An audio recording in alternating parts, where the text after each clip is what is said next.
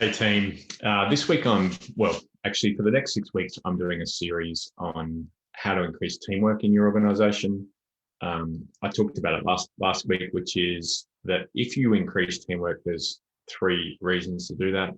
One is around improved execution in your business because people and departments work better together. The second is around improved culture because rather than leadership being condensed into a few, you've got it dispersed in the organization. And the third is around improved innovation. So what we know is that the threats and opportunities that you've seen with the pandemic are going to continue. The only way you're going to respond to those is by, doing that together. And we've certainly learned that over the last year, haven't we? So last week, what I talked about was, if you remember, how to identify the blockage, teamwork blockage in your organization. And this week, what I'm doing is talking about your top leadership team. So that's the group of 3 to 8 people who run your business, whether you're a team of 20 people or a sort of a team of 1,000. There's always that top team of people that make decisions and define teamwork in your organization. That's what I'm going to talk about today. So let me just share the work I've been doing. And what I'm going to do is share as I go along a couple of case studies of different clients I've worked with and the types of work I've done. So here's the idea that I've putting forward in this series is that there's essentially 6 steps to increase teamwork that are going to help you thrive as an organization with or without the vaccine. All right, last week, if you remember, what I talked about was the idea of the fact that your teamwork system defines the 3 things around culture, innovation, execution, and culture. Innovation, execution, and culture. Let's try that again. And I talked about at what level is the teamwork model broken. Now, let's just, for this week, make the assumption, and I don't want to, I'm always careful to make too many assumptions. So let's say at some point in the next 6 months, what you work out is that the teamwork blockage for you is in your top leadership team. And that what you're seeing is that the way they behave is, and the model they set is basically sets the tone for teamwork across your whole organization. Now that can happen whether you're an organization or business of 20 people. It can also happen if you're an organization of 5 people. And it can also happen if you're an organization of 60,000 people. That team's really important because they set the tone for how people in the organization interact with your external stakeholders, those in the gray. They also set the tone for how they want your L1 to L3 leaders behave, that top level down to that level 3. So it's really important what they do. So what I want you to think about first is this, which is think about the problems that you've currently got in your top leadership team, okay? Now, they may or may not be the same as these, but let me just talk about a team that I worked with on Monday and some of the things that typically present. Now, the first thing that tends to happen is that rather than the team being able to be united and making decisions, they talk in circles. So decision-making is slow. Now, when decision-making is slow, the team themselves get super frustrated, the team members, and actually they get less engaged in wanting to be a team because they're getting nothing from it, because they're just talking around and around issues rather than making decisions, because that's what they feel like they're there for. So they need some processes to be able to come together to align to make decisions rather than talking circles. The second problem is that there's mistrust or dislike between team members. Now, what tends to happen is that there's been experiences or events in the past that haven't been processed well by particular individuals. They haven't talked about them afterwards, and that's created resentment between people. Now, those, we call them turf wars, we call them conflicts. Those things can really, really make or break teamwork on your leadership team. And what we want instead is we actually want to enable team members to talk and process the past so that they can come into the present. and make decisions about the future. Okay. The third problem is this, which is that rather on your team, there's a team mentality, there's a hero mentality. And you know, when you've got a hero mentality, what it means is that there's you know, this typically happens in team. There's a split where there's the more important people and the less important people. Now, whether that's to do with function, because the sales guys are the guys that make the money are more important, and the back of house people are less important, those splits can undermine teamwork on your leadership team and stop your business from running effectively. So the fourth one is that the team is not aligned on what's important. And rather than that, what we want is we want alignment around a vision and a strategy. So a destination of what we're aiming for and how we're going to get there. Okay, does that make sense? So there's some of the problems I want you to think about. What would be the problems in your leadership team right now? Now, what helps you think differently about these problems and see them differently? Now, the thing I've learned over the years is you've got to understand that a leadership team is a complex system.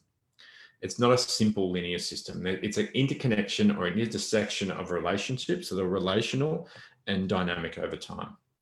So while you might think you've fixed a problem, or that's why you go to a meeting one day in your top leadership team and everything's fine, and the next day it just completely blows up.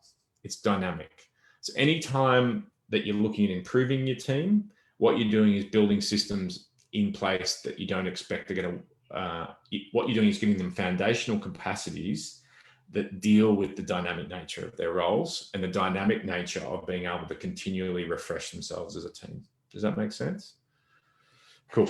Okay, so that's the basis upon which the work I do. So big picture with this model is this, which is that there's, you've got to think about the team in relation to two spaces. One is, how they intersect and interrelate outside the organization, and then how they interrelate and work within the inside of the organization.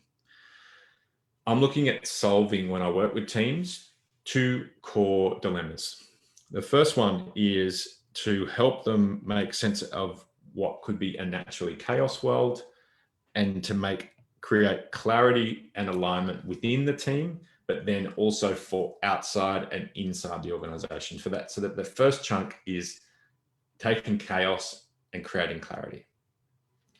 The second chunk here is rather than internal competition, we want to set a model for teamwork and culture, innovation, execution in the organization, so that flows throughout the organization.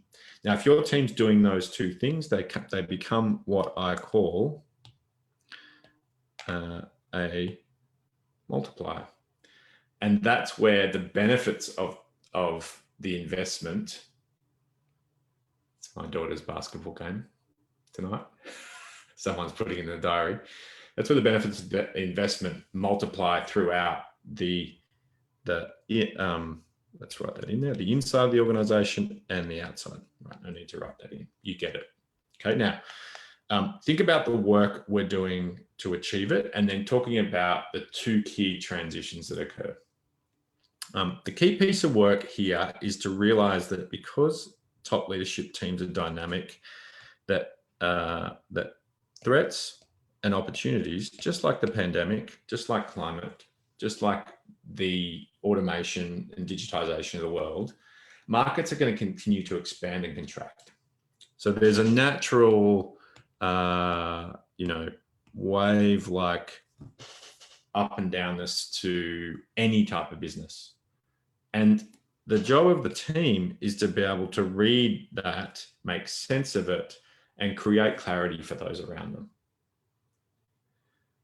To do that, they need to have robust conversations and come to a point of alignment around their vision, what the destination they're aiming for, and how they're going to get there over a period of time.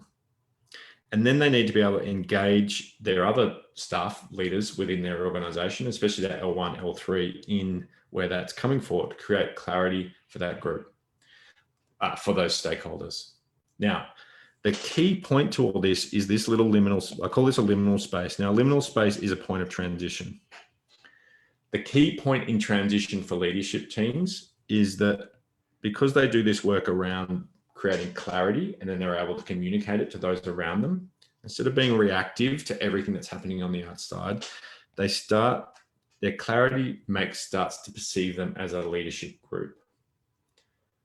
And people start to respond, and the whole, if you can imagine, the whole system starts to move in the direction. And on the inside, and then on the outside, the external customers, suppliers, and other stakeholders start to notice the difference. So it's the point at which the team is able to create so much alignment on the inside, it starts to have an impact on the outside. Okay, so that's the first thing we're aiming for in terms of clarity. Then what we're aiming for to create a multiplier is creating the culture, the execution around teamwork. And we do that by helping the team become a model of decision-making, collective accountability, listening, coordinating, mutual support, healthy respect, and being able to sort of air conflict in a really positive way. When you do that, what happens is that it completely starts to change the experience of customers, investors, suppliers, and partners. And it's this transition point where the internal cultural challenge delivers profit on the outside, where teamwork really pays off. Yeah, makes sense? Okay, so here's my call to action for you, which is think about the cost or the cost of the problems in your leadership team right now. That could be a team of 4, the way, 4 or 5 in a small organization. It could be a team of 8 in a large organization. And what is the cost of that in terms of the ability for your organization to innovate and move forward, or the culture and the ways of working and what it's like to actually work there? Now,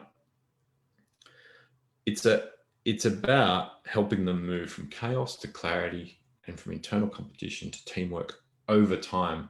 And then once you get those internal pieces right that I just mapped out, we go through a transition point where they have a massive impact on profitability and the experience of your external stakeholders.